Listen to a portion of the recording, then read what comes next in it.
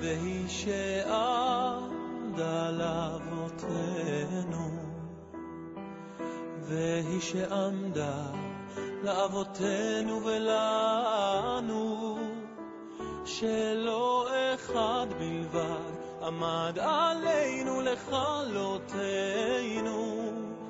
עמד עלינו לכלותנו. והיא שעמדה לאבותינו, והיא שעמדה לאבותינו ולנו. ברשות מוריי ורבותיי, with the permission of Hashem, I hope you're right. Be'ezat Hashem, this week we will explain the Parsha of the week, Vayishlach. In this Parsha we learn when the meeting between the two brothers that they did not see each other for 22 years, Yaakov and Esav. Now Yaakov is back home with his wives, children, all his wealth, family, back to his house to meet his father and his mother. Well, in the meantime, his mother, she passed away, but his father, Yitzhak, was still alive. And now, the Torah tells us how Yaakov Abinu, he ran away from Lavan, and then Lavan, when he heard that Yaakov ran away from him, so he came to meet him. He ran after him, he catch him, they had an argument between them, and then there was a complete separation between them. And now Yaakov Abinu, that once, Baruch Hashem, he went through this big test, meeting his father-in-law, Lavan HaRasha, and Baruch Hashem, everything was perfect. Now he's going to meet his brother Esav. So he sent him some messengers, some messengers, some people to let him know that he's coming. So, my friends, I would like to ask you one question. You know, this is Torah. And in Torah, it's not only stories. It's stories that we have to understand. What you want to understand today is, I don't understand why Yaakov, he has to send some messages to his brother and let him know that he's coming. So, let's come. So come. It's like if I have an enemy who live somewhere in America, and I go to America, and before I go to America, I let him know I'm coming. I mean, it's like I'm looking for problems. I mean, you want to go. I mean, why you have to send him people to tell him? Why you have to send him people to tell him I'm coming? So what? Look, between you and me, when there is two enemies and one wants to kill somebody else, I mean, he would do all his best not to meet him. I mean, Yaakov Abinu Alav Shalom, he knows that Esav, he hit him. He knows that Esav is his enemy. So why he has to start like a fight with him and send him people to tell him I'm coming? So come. I mean, the way Yaakov Abinu is doing it, it's like he's looking for problems.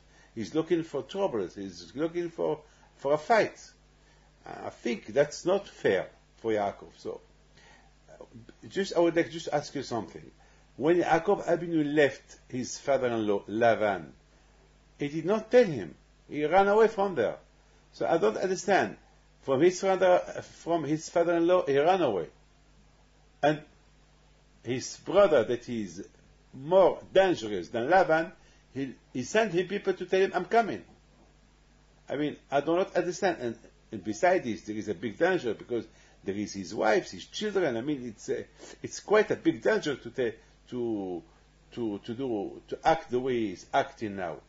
So this is my question: if he don't fear his brother Esav, so this is the reason why he's sending people to tell him, I'm coming.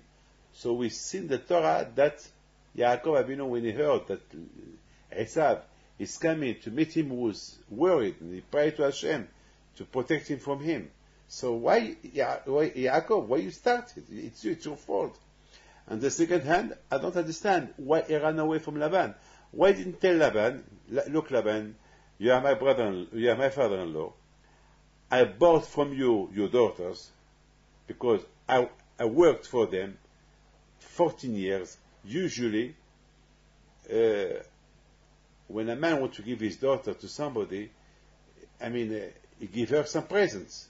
And you, Laban, you sold me your daughters. I paid for them. So Yaakov, now that if he decided to go, to leave his home, he can go. You can tell him, hey, I'm going, bye-bye, that's it. Why he ran away? I don't understand why he ran. So from Laban, he ran away. And from Esav, he let him know that he's coming. So this is what we need to understand. Of course, if the Torah said this kind of story, that means there is something that we want to know. Look, before I give you an answer for this question, I must tell you this. Every year, when I read the story of Yaakov Avinu, how he ran away from Esav, excuse me, every year when I read the story, how Yaakov ran away from his father-in-law, I am excited because I like to imagine. You know what I imagine? I just imagine something. Just imagine you live in New York, and one morning you wake up, you see half of New York empty. The first question is, today is not a holiday.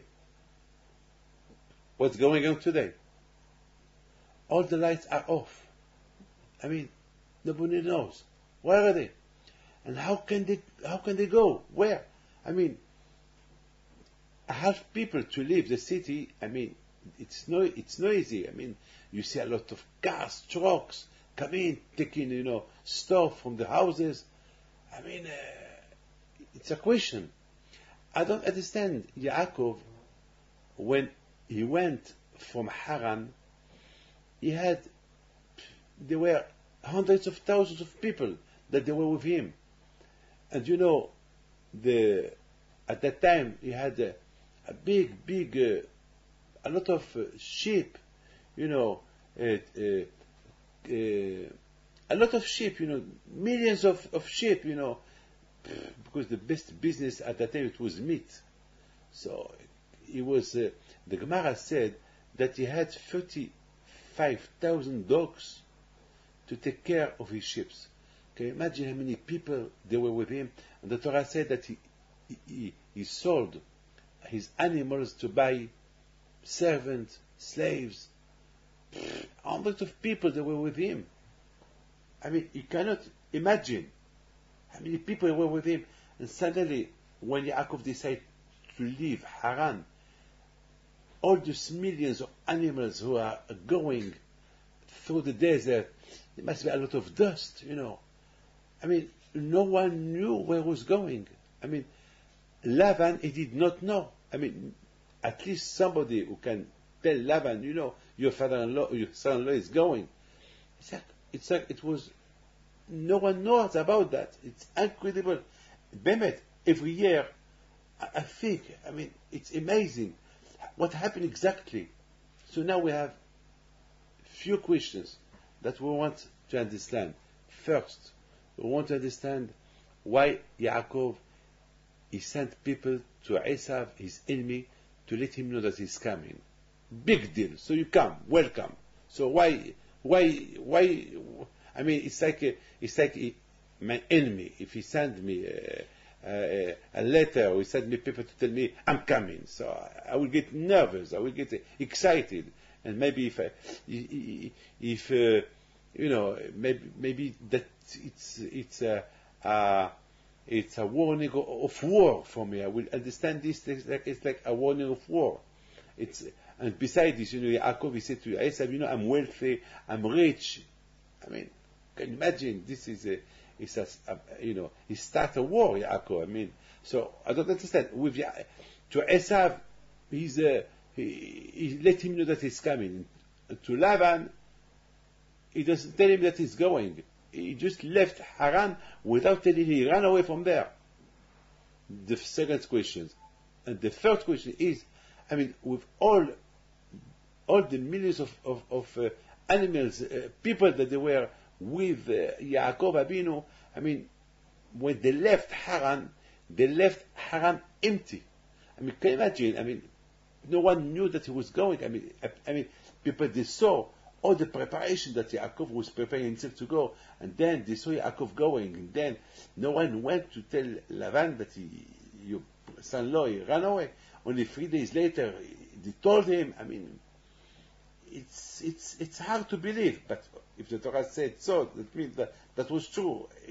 So the question is how Yaakov Abinu alav shalom, how he did, and how Lavan did not know that his son-in-law ran away.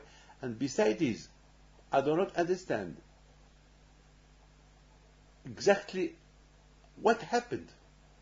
I mean, how can Yaakov leave the city and without taking into consideration that one day Lavan will know?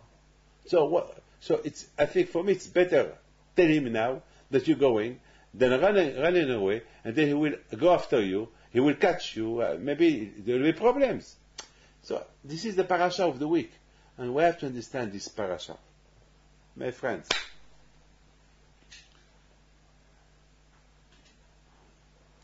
I would like just to tell you something. We are Jewish who believe in Hashem. A lot of times I say to people, to believe in Hashem, it's not something easy. It's very, very difficult. To believe in Hashem, it's there's a lot of difficulties. There is a woman who came to tell me that thank you, Rabbi David, for your bracha, for your blessing, but I have problems.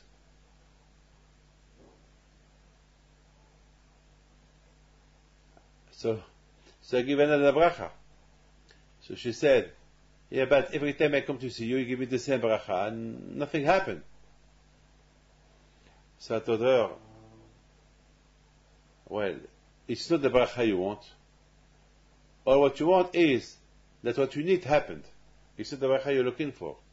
Because if really you believe in the bracha, so just take the bracha as a bracha. You don't have to bother me. You don't have to come again and tell me, well, with all the brachot you give me, nothing happened. That means you want... that means that your faith, your emunah is on the bracha, not on Hashem. You see Esav. Esav, he was a big believer in Hashem. He believed in Hashem. He believed in brachot. He wanted always that his father should bless him. Always he wanted his father to give him brachot, prayers and brachot. He was a big believer. But if you see how Esav was acting, was a big rasha. The way he was acting, terrible. I mean, on one hand he wants brachot, on one hand he wants all kind of brachot to happen to him, and on the other hand, it's like it doesn't seem that he believes in Hashem. I mean, it's not normal. On one hand, you believe in Hashem, you believe in the brachot, and it sounds like you believe in Hashem, and on the other hand, you do the contrary what Hashem wants from you. So that means you want only to take advantage of the brachot. You don't care about Hashem. So you see, this is a big problem. You see, for me, when I read this story about Yaakov Abinu alav shalom, the way he left Haran, the house of the family of his father-in-law, without telling him nothing. Of course, the Torah want to teach me something here. What the Torah want to teach me? So Yaakov, you can tell him. Tell him that you're going. No, he did not tell him nothing. But on the other hand, even that he did not tell him nothing, why? And there is another question. How, even that you did not tell him that you are going, how can you hide this from him? One day he will know. And when he will know, he will catch you. So, and besides this, how it's possible that no one told him? No one told him. No one told Laban that Yaakov escaped. I mean, after 3 days he heard. I mean, there must be somebody who can go to Laban, tell him, hey, Yaakov, he ran away from you, he went. I mean, no one told him. You know, my friend, you must know something. You have to believe in something. You must know that Hashem decide. If Hashem wants you to be rich, you will be rich. Hashem wants you to get married, you will get married. If Hashem wants you to be healthy, you'll be healthy. If Hashem wants you to catch a plane, you will catch the plane. If Hashem wants you that you will miss the plane, you will miss the plane. Hashem decide. Whatever we do must have decision of Hashem. All our life is full of decisions. Hashem decide for our future, for everything. But one thing you have to know. We should act in a way that Hashem will decide for us good decisions. If we do good things, so the good decisions that Hashem will decide for us, they will be good. If we follow the step of Hashem, there will be good decisions coming from Hashem. But God forbid, if we don't take good decisions, if, Hash Shalom, we don't follow the steps of Hashem, we don't follow the mitzvot, so God forbid, we could have bad decisions. No, last week, all Paris today, they are mourning about a girl, 20-year-old girl, that she come to our classes. She's only 20-year-old, and here, not far from us, she made a big accident, and she got killed the next 5 minutes. All Paris are mourning for this nice girl, religious girl. I mean, all her friends have millions of questions. The whole Paris is shocked. And of course, we have no answer for that. This is Hashem's decision. But why this kind of decision? We don't know. All what we know is we must always pray to Hashem that always there will be good decisions being taken from Hashem. But on the other hand, I would like just to tell you this. The same area, it happened a big accident, worse than that. And everybody was supposed to be killed. Because, you know, I would like just to tell you a small story. One of my friends is today is 60-year-old. His father told him that one day he was with his father. No, his father told him that one day he was driving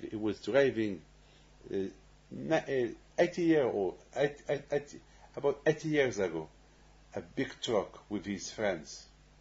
So this is the man who told me the story about his father, and that they were driving a car. And the car, and it was in Morocco, and the car, he did a bad move, and he fell. You know, he fell, you know, it was in a mountain, and you know, all the people that they saw the car falling, it was over 1,000 feet. And the car, if he will arrive in the floor, it would be the end of him. It would be exploded. Of course, everybody would be killed. And while the truck was falling, the two people, they were praying to Hashem, please Hashem, that we should not die, because they saw the car, they were, it's just a matter of seconds, and they will be killed. And at the end, something happened. The truck reached the floor, the car went, it exploded. All the Arab people, when they saw, they knew that everybody was going to be killed, and they went to see if there is any death, and they saw the two Jews alive. And the Arabs there, they started to kiss them. They told them, well, Hashem love you, because it's impossible to remain alive. They were, look your car, look your truck, it's exploded, fire, you are alive. What happened? That was Hashem's decision. Hashem decided that they will live. That's it. Sometimes there is people who do a small operation and they die. And there is people who do a big operation and they live. Everything is in the hand of Hashem. If Hashem wants you to have success, you will have success. Hashem wants you to be rich, whatever can happen, you will be rich. Any kind of obstacle that you will have, you will be rich. If Hashem wants you to be healthy, whatever you do, even if a bomb atomic explodes next to you, if Hashem wants you to be alive, so you will remain alive. This is the emunah that we have to believe, that everything it's come from HaKadosh Baruch Hu. It's Hashem's decision. Hashem created the world. So, but we have to pray that there should be taken good decision from Hashem. So it's all depend of our ma'asim, our action. The way we act, Hashem take decisions. But sometimes we can be good people, and there is bad things could happen to us, but no one knows why. Maybe we will ask question: why this happened to me? I do only good things, but this I don't know. Hashem knows what He's doing. Probably sometimes what we think it's no good, maybe it's for the good. But only because we have eyes to see that it's no good, so we see it's no good. And a lot of times we see good things happen, but only Hashem knows if those good things happens, they are good or no good. One thing I want to tell you, there was a man in Brazil, when he was in Rio de Janeiro, that I heard this from a lot of people. And when he was supposed to catch that flight, Air France, who unfortunately it disappeared in the sea. Up to now, Air France did not find, only 10% of the flight of the plane, all the people, everything it disappeared. One of them, he arrived a little bit late, and he was screaming. They told him, no, it's finished. You missed the plane. And he was screaming, and then there were two people. And then they told him there is only one. So both of them, they were fighting who to catch the plane. So one of them, he catch the plane, was so happy. So he told him, see you tomorrow in Paris. And the other one, he wanted to go. He said, why? Give me your place. I want to go instead of you. Then they said, there is no room. It's full. There is nothing you can do. You're going to miss the plane, though. So he was angry. He said, I'm going to attack you. And I said, it's not possible. I have my seat reserved. And he was screaming. And the police came. They had to take him from there. Well, the next day, what happened? The next day, he heard that the plane crashed. And everybody would die. Even his friend, he died. So you see, from a bad news now he has a good news. For that man that he was fighting to go, he thought that he's going to have another, that he will not lose one day in Paris. So not only one day he won, but he lost all his life. This man who thought, I'm going to lose one day by going one day later to Paris, he won all his life. So you see, only Hashem decide. A lot of times we don't know what it is good, what it is bad. But we leave it in the hand of Hashem. Let Hashem decide for us what is good, what is bad. But the most important thing that we should be good people. Good people. By doing good things, so Hashem, He take good decision for us. And everything comes from Hashem. You know, look, my friends, this story of Yaakov Abinu, alav shalom, when Hashem told him, go from Haran, Yaakov Abinu had a big emunah on Hashem. Hashem told him to go, so Yaakov is going. What about, why you don't tell Laban that you're going? Tell him that you're going. This is another story. I will tell you why. Why he did not tell him. Because there is something that we have to learn. Why he did not tell him. But let's explain that how that nobody let Esav know that Yaakov he escaped. That he didn't even tell him that he's going. Because the Torah wants to teach us something incredible. Yaakov Abinu alav shalom, when he decided to go, he had a reason why he decided to go. Because Hashem told him to go. And if Hashem told him to go, so he's going. He's going. So, okay, Yaakov, you are going. I'm not worried. And I believe that Laban, he will not know. Because Hashem told me to go, so I'm going. What about Laban? The day he knows. So the day he knows, it's something else. But for the moment, I will go. What about if he knows? He will not know. What about if he knows? Because don't forget that Yaakov Abinu, he had millions of animals with him. So that means he's going to go 1 hour. If we 10 meters, it's going to take him 1 hour. He's going to be slowly, very, very slow. He's not worried. Because don't forget, it's not a plane that was catching. It's not cars or it was going. At the time, there was only horses, donkey, horses, camels. That was the cars that they have at the time. There was no TGV, there was no Concorde, there was no plane, there was nothing. It was that people was walking. So Yaakov Abinu alav shalom, he was not worried. Hashem told me to go, I'm going, I'm not worried. Not only even I will not let him know that I'm going. I'm not worried. What about if he knows? He will not know. Because if Hashem decides that he will not know, he will not know. It's incredible. You see, my friend, Yaakov Abinu alav shalom, when he left with a big emunah, on HaKadosh Baruch Hu. Hashem will protect him. So the Torah said that Laban, he heard that Yaakov ran away. So what he did, he ran after him.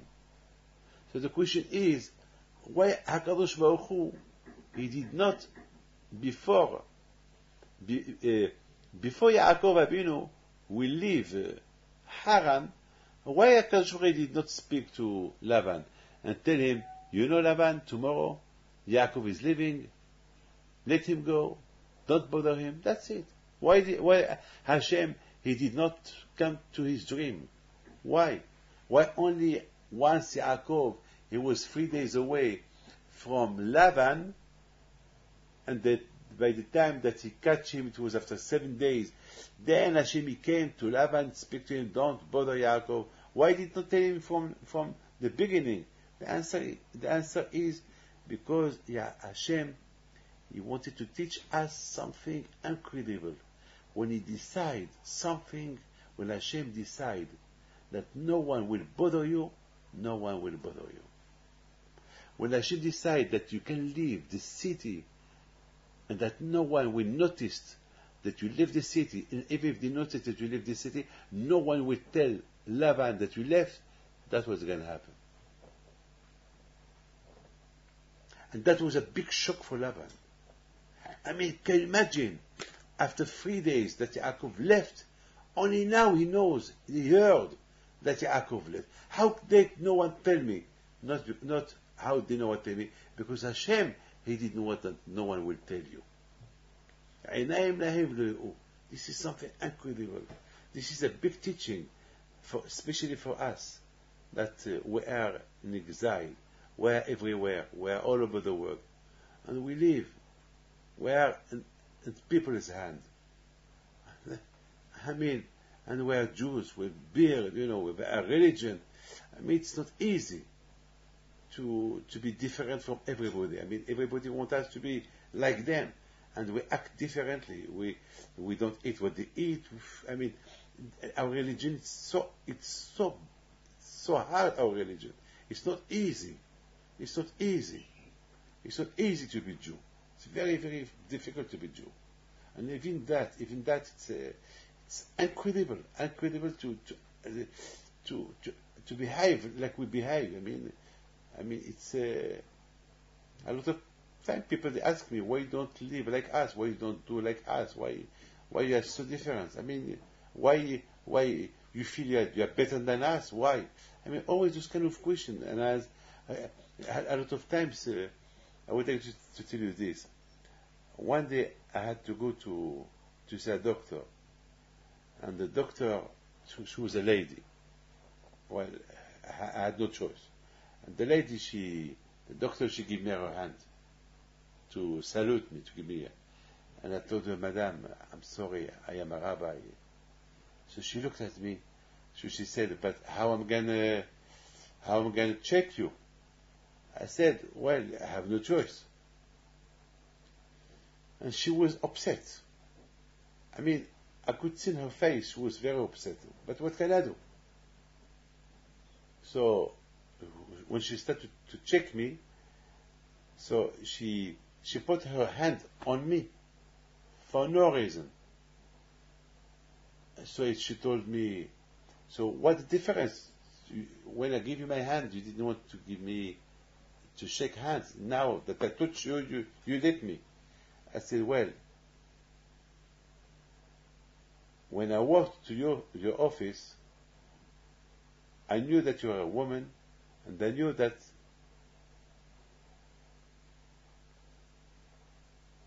you are a doctor. And I came from the beginning that you should examine me and tell me what's wrong, what's not wrong, what I should do. I took that in consideration, and even according to the law, I'm allowed. So when you give me your hand, that was not a checking. That was just hello. For that's not.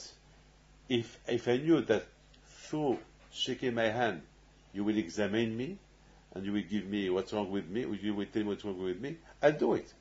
But now just shaking my hand, for that I'm not allowed. But when you start to check me, that I'm allowed because this is your duty. And she understands me. She said, I understand you. But still, why? So you see, it's not easy to be Jew. It's not easy to be Jew. It's not easy, but we must follow what Hashem wants from us.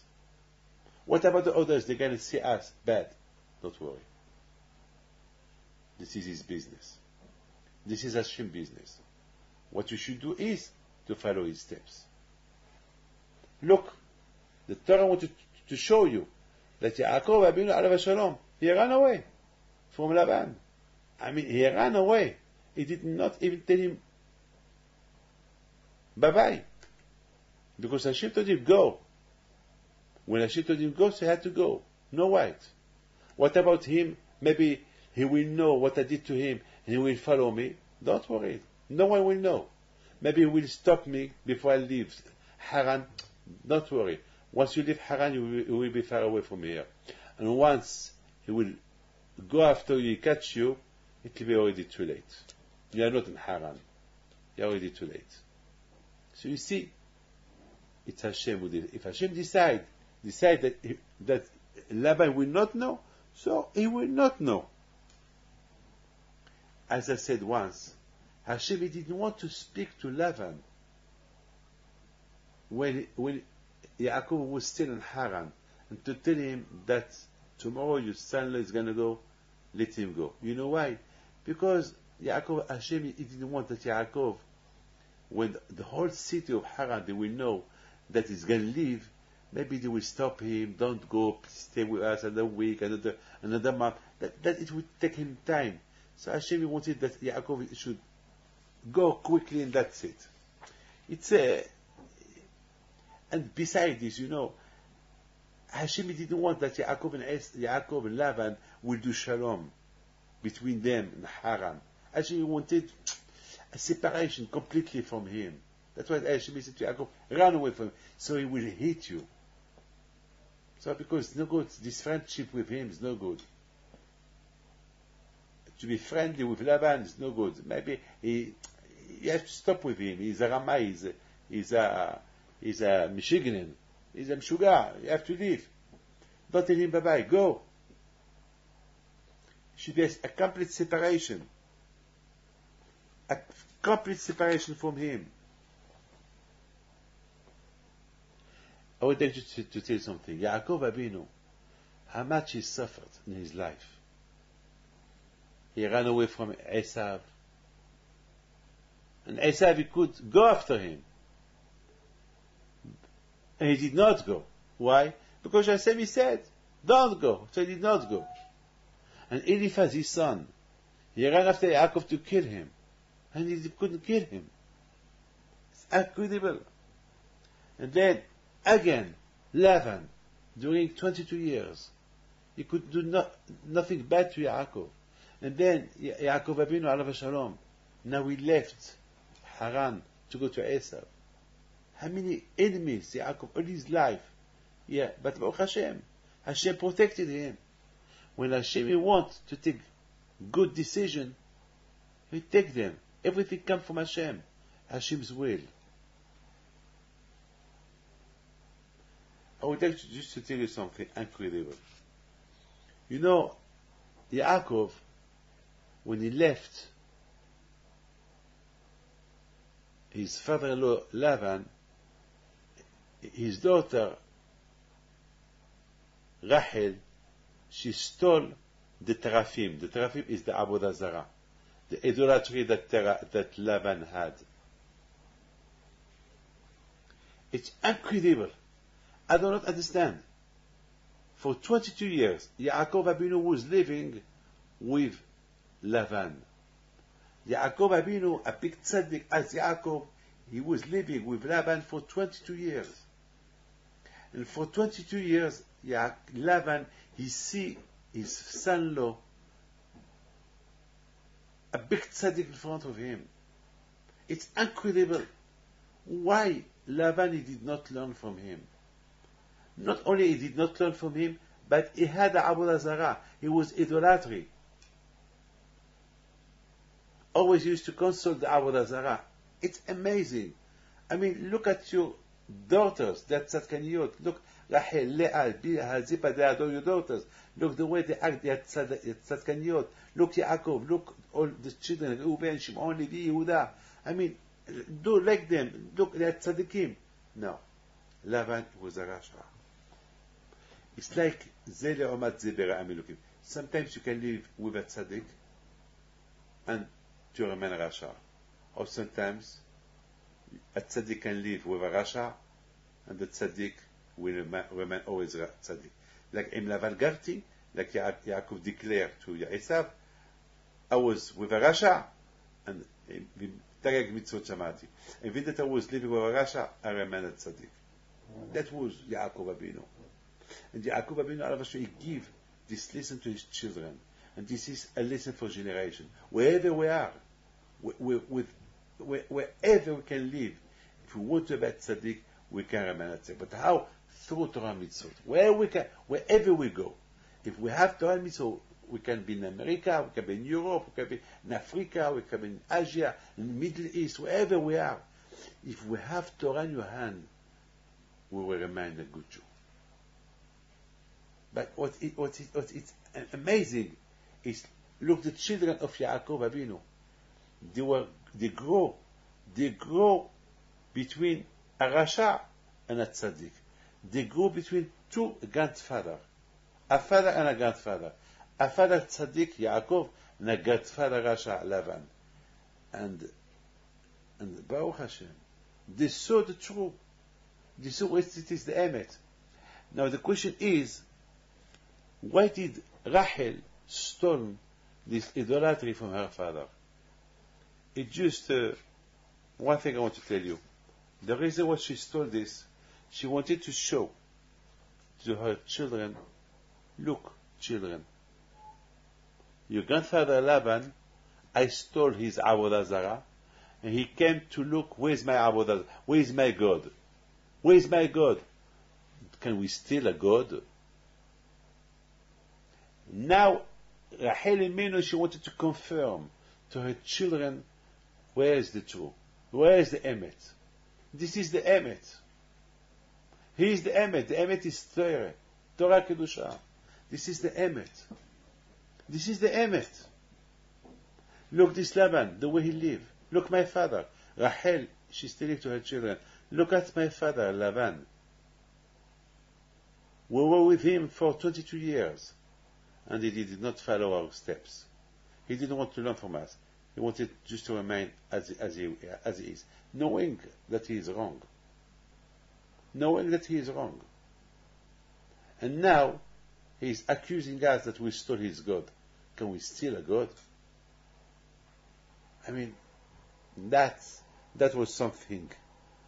That was something that it was important for Rachel to let know her children to know. Maybe this was the reason why Yaakov Avinu escaped. I think this is the reason why Yaakov Avinu, he did not tell Lavan that he was going to go. And he ran away from there. You know why? Because Lavan, he could tell people, yes, it's with the permission of my God that Yaakov left. So Yaakov Avinu alav shalom, he ran away from him, so that to teach him, don't think that it's from your God I become a rich man.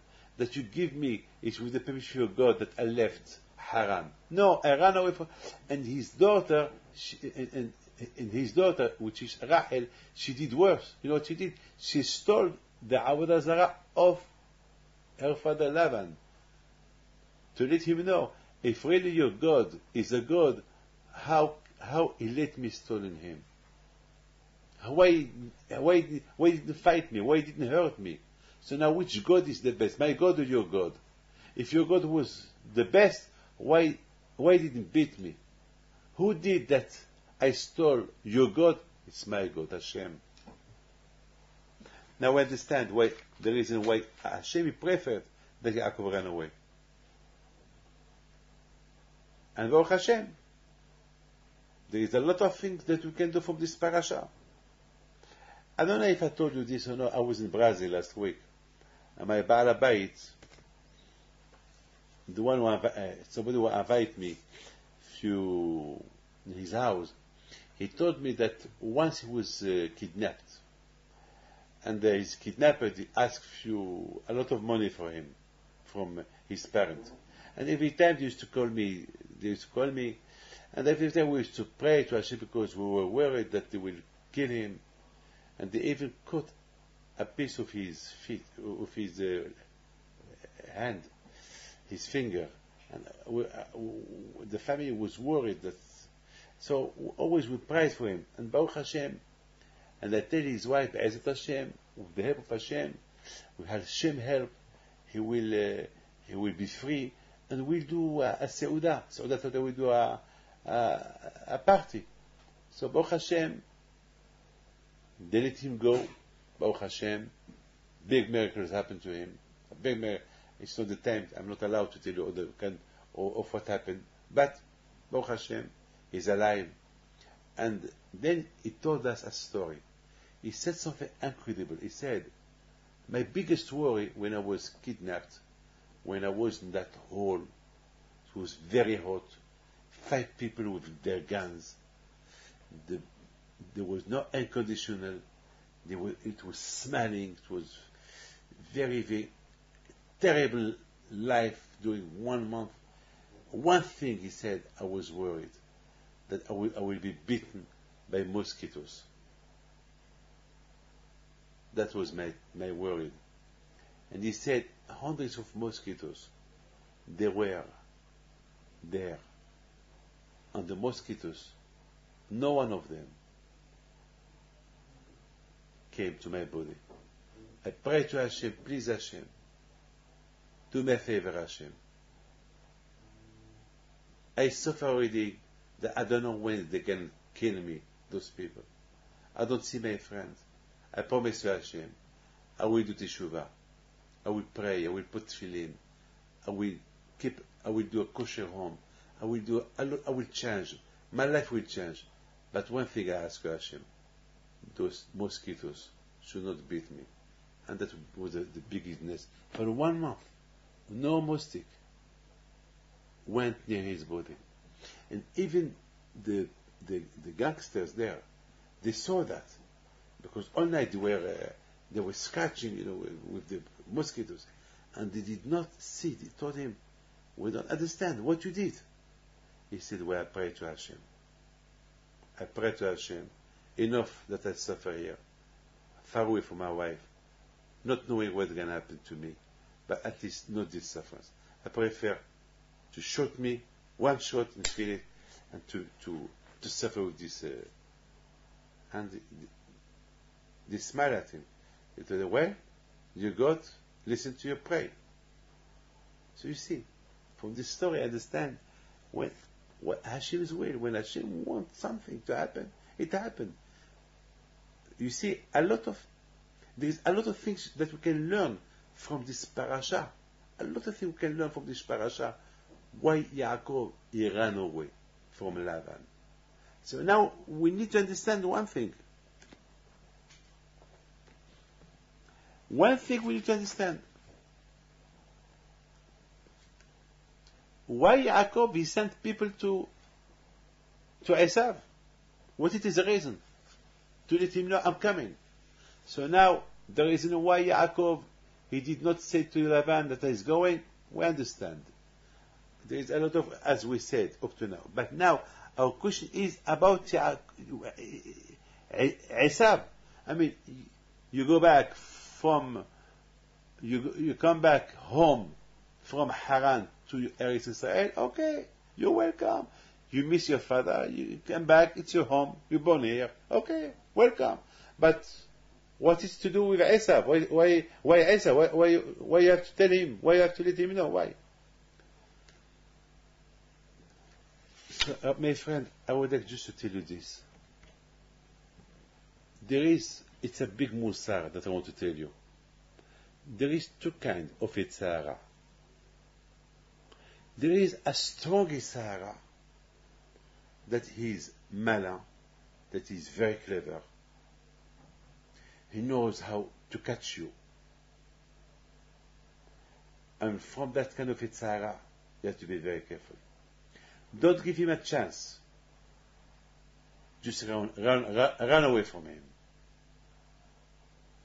If you feel that you are weak, run away from him.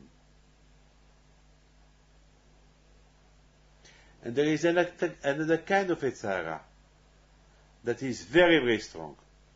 But you, as well, you are strong, because you keep Torah and Mitzvot. So Yitzhara like this, don't be afraid of him. Fight him.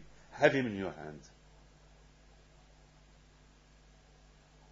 I think this is what the Torah wants to teach us. Yaakov, he has 2 names. His name is Yaakov, and his name is Israel. Yaakov, Israel. Yaakov is Ekev. He is the small. Is from the word Ekev, the talent. Ekev, I am nothing. And Israel is from the word Sarita, minister, king, strong. What the difference between those two names? Just to teach you, Yaakov Abinu is the big teacher of all generations to come. He warned the Jews. He wanted to tell them, if you are weak, be careful from the Yetzirah. He's very strong. You have to run away from him. If you are strong, because you are tzaddik, don't be afraid of him. Fight him. Like the Pasuk said, if you are strong, fight your enemy, don't be afraid of him, beat him, you will have him in your hand. So I think this is what the Torah wants to teach us. When Yaakov Abinu ran away from Lavan, it's a lesson. Lavan is the symbol of the Yetzirah, who is Mala, Ramai, strong. So, if you are weak, don't fight him. Run away from him. He's gonna run after you. Carry on running. And when Hashem sees that you run from him and you don't want to have a contact with him, so Hashem will protect you from him. But at least don't go near him. Somebody who did teshuvah. It's better not to go to a discotheque or to go near somewhere where he did bad things there. Because when he did that, he was weak. Maybe now we start to remember what he did, maybe he will fail. Then he will lose everything. So, that's what we said the prayer in the morning. We pray to Hashem, please Hashem, we don't want any tests. Don't test us. Because maybe we are weak. So if you are weak, don't give a chance to fight the Yetzirah. Get out from him. Run away from him.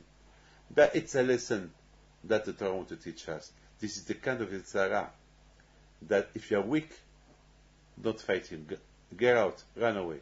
But Esav, so Lavan, he is the symbol of the Yetzirah, that he is Mala, that he is Pekiah, that he is clever. And because you are a weak man, he can catch you. So you have to run away from him. But here, Yaakov Abinu alav shalom, we meet Esav. Esav is a symbol of a Yetzirah too. But Yaakov wants to teach you, if you are strong, if you are strong man, if you keep Torah mitzvot, don't be afraid of this kind of Yetzirah. You see, the Torah face him. That's what Yaakov is doing. He's facing Esav. He's saying to Esav, I'm coming. I'm not afraid of you. I'm going to fight you. Why? Because Yaakov Abinu wants to teach you. If you are Israel, if you are a strong man, don't worry. Fight the Yetzirah. The Gemara said, if the Yetzirah catch you on the street, take him from his face, from his head, and bring him to the Beit HaMidrash. Bring him to the Beit HaMidrash.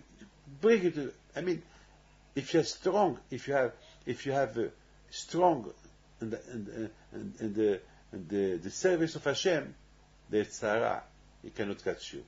If he come to see you, if he start with you on the street, you can catch him and bring him, take him wherever you want. As the Torah said, that night before he met Esav, before Yaakov met Esav, he fighted with a malach. And the malach told him, now that you beat me, your name is not anymore Yaakov. Your name is Israel. Because you are a big fighter. Because a man of Torah is not worried from the Yetzirah. He can beat him. This is the way how I understand the Pasuk. Why he had to run away from Lavan, and why he did not run away from Esav, and he faced Esav with no fear, and he fighted him, and he won him. Just to tell you the two kind of Yetzirah that there is, and how much we have to be careful. Now, how do you know if you're weak or strong? to fight the Yetzirah or to run away from the Yetzirah? How do you know? Well, it's like if you want to know how much this is, if you want to measure this box that I have in my hand, it's easy. You can bring the meters, you measure it, and you know the size. If you want to know how much you are having, so there is you weigh yourself. You will see how much kilo you have. If you lose kilos or you gain kilos, you can know. You know, the doctor told me I have to lose 10 kilos. So I do my best to, from time to time, I weigh myself to see if I am the right. Sometimes I am more than, I lost only 9 kilos. Sometimes I gain under kilos, sometimes I lose under kilo. But I make sure. The only way to measure your strength, to believe on Hashem, only through the Torah. The Torah will help you. And through the Torah you will see how much stronger or weak you are. If you are weak, that means that you are losing some faith from Hashem. If you are stronger, you will know it. I would like just to finish with this. There was a rabbi that his wife, she was very ill, she was dying. And the Chevra Kadisha told him, your wife is going to die maybe any minute. It's better that you stay with her. So he came to the room and he was sitting next to her. And she told him, Moshe, you have a shiur, you have a class in the yeshiva. What do you do here? So he told her, well, it's okay. I'm going to stay with you a little bit. It's okay. So she told him, no, you must go. I know. You're afraid. Maybe I'll die. But don't worry. I will not die. I will wait till after the shiur. The Malach HaMavet can wait another few hours. I mean, can you imagine? This rabbi, he looked at his wife. She was dying. And she was so weak. And he was looking at her. And he told her, please, I want to stay with you. No, you go. You go. Go to the shiur. And he went to the shiur. And he did his shiur. Instead of staying 1 hour in the shiur, he remained 2 hours. And it was a big shiur.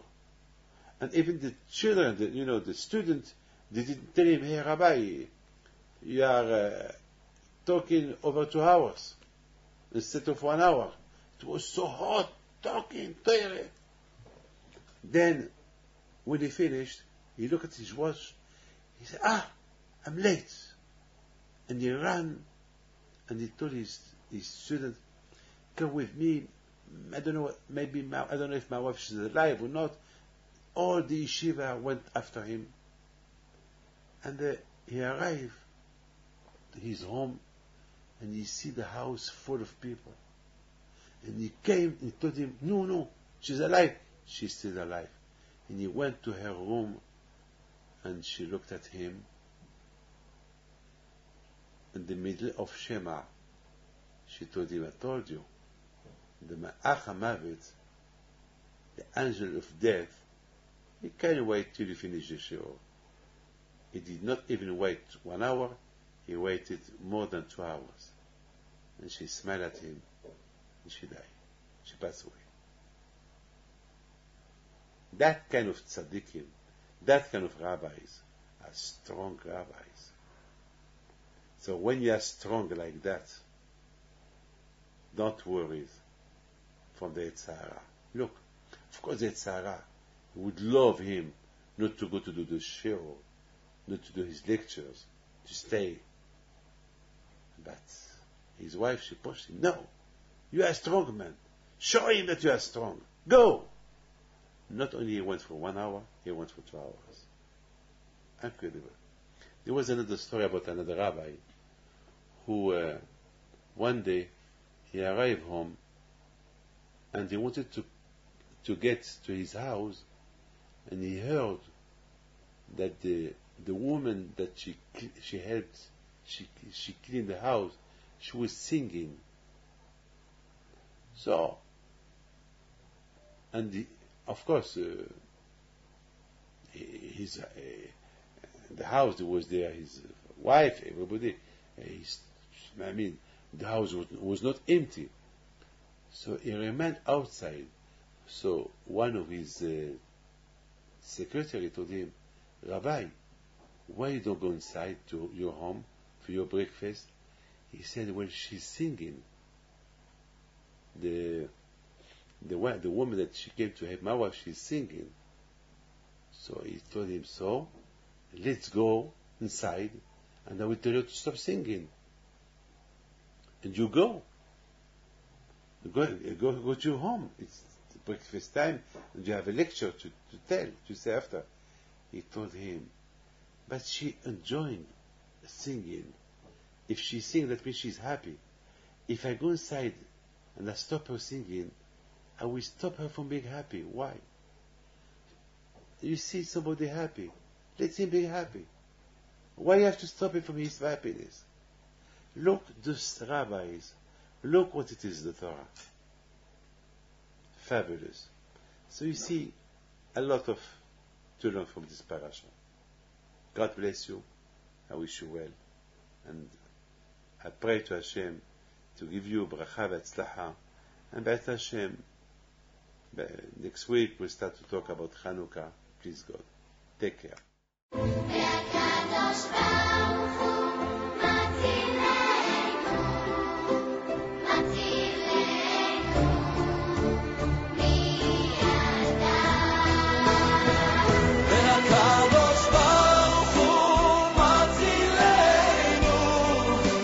Matzilenu